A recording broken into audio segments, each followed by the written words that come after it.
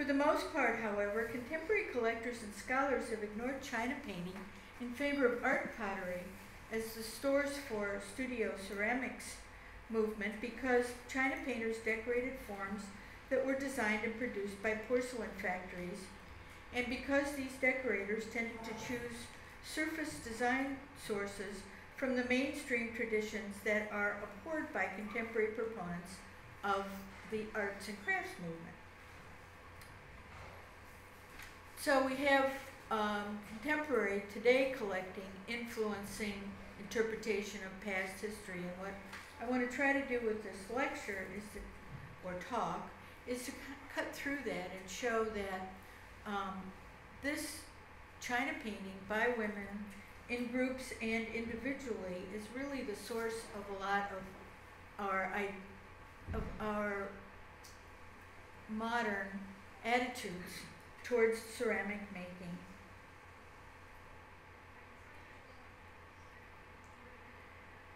China painting was important in liberating women's creative spirits during the early years of these movements. Indeed, far more women participated in the arts and crafts movement before 1920 by painting china than by working in clay. We saw Susan Fraggleton in an earlier slide working in her studio, and one of the things she did was to, in addition to inventing a gas kiln that you could use in your dining room simply by putting the flexible tube into your lighting device, your chandelier, and using the gas off the chandelier to fire your colors. So this is from her book, Tried by Fire, that was published in 1886. And I show Mrs. Lineweaver's plate from Findlay, Ohio, as one of the things that, one of the types of ware or types of decoration that arts and crafts collectors find repulsive. And in fact, it's not. I mean, it's charming. It maybe doesn't suit their idea of what should be the history of the things that they like. But in fact, it's pieces like this that have that are an important step in the development of that history. If we ignore for the moment the style of China decoration before 1895 and look at the role played by the medium in helping women define and understand their creativity, we find in the China painting phenomenon many of the social characteristics that are identified with the arts and crafts and studio ceramics movements.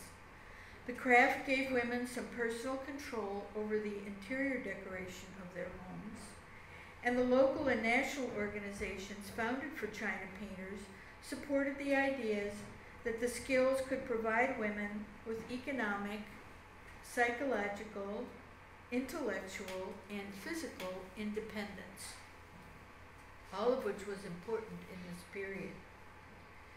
In the late 1800s, many women were introduced to China painting as one of several artistic activities that were considered appropriate for genteel women, including sketching, watercolor painting, needlework, flower arranging, and so forth.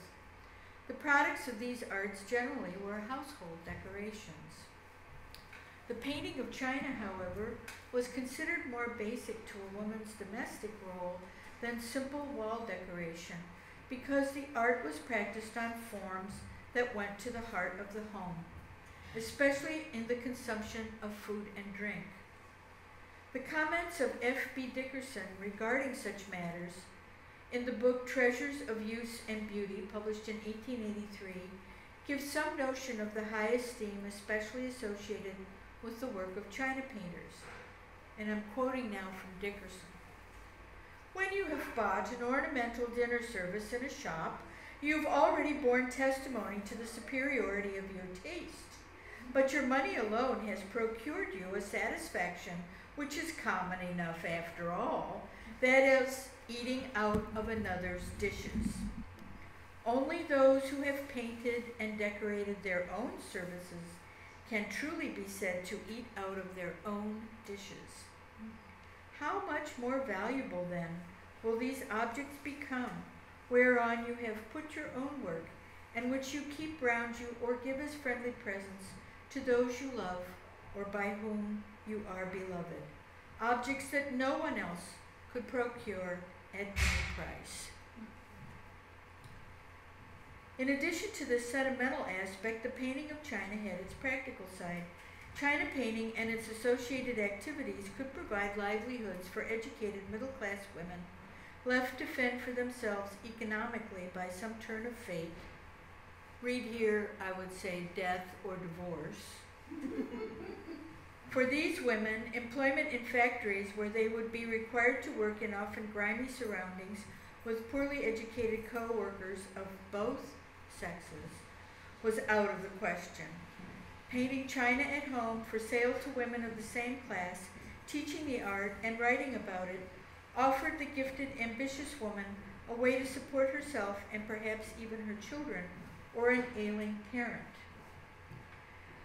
For many, the small amount of money earned from work sold to friends and neighbors was sufficient to augment other family income or at least support a costly hobby. And that takes us to Celia Thaxter, who you probably know as a poet, essayist, and gardener, but may not know as a china painter. She kept an informal literary and artistic salon for 3 decades at her summer home on Appledore Island near Portsmouth, New Hampshire. She was also a capable and successful china painter who often combined her skills with flowers, poetry, and china paints. Born in Portsmouth, Celia Layton spent most of her childhood on Appledore Island and returned there often, even after her marriage. She began publishing her poetry in the early 1860s and began to paint china in 1876 when she was 41 years old. Over the years, she was able to paint enough to actually generate income, producing, for example, more than 100 pieces in 1877. Much of it sold in the resort hotel on the island that the family operated. And I know you're familiar with, the child has some paintings of her place. He was very enamored of her flower garden and the surroundings on the island. And a lot of the Boston literary circle summered in their resort hotel, and she sold her china to them. And in many cases, she painted little poems on the sides, or parts of her poems on the sides. For other ambitious china painters, earning a living from china painting involved painting, teaching, writing, and promoting a product or service. Adelaide Robineau, I should say Adelaide Alsop Robineau, because this picture shows her as Adelaide Alsop. Her life as a china painter, magazine editor, teacher, and later potter is pretty well known. In her own lifetime, her success inspired others to follow her example. Few individuals working in ceramics during this period had more influence on contemporary craftsmanship or design reform than Adelaide Robineau. She was already teaching china painting when she arrived in New York City to study with William Merritt Chase. In 1899, she created, with her husband, Ceramic Studio Publishing Company, which published the influential China Painters magazine, Ceramic Studio, for more than 20 years. She learned to handle clay in the earliest years of the 20th century through her own persistence and a summer class with Charles Binns, and her work reveals a careful, patient, and extremely talented artist. She lived, worked, and taught for many years in Syracuse, New York, first through her Four Winds summer school and later at the university. So in the upper right-hand corner is Robineau working at the University City Pottery in her studio there, which was near St. Louis, about 1910, and that's where she was when she created her famous scarab vase, or also known as the apotheosis of the toiler.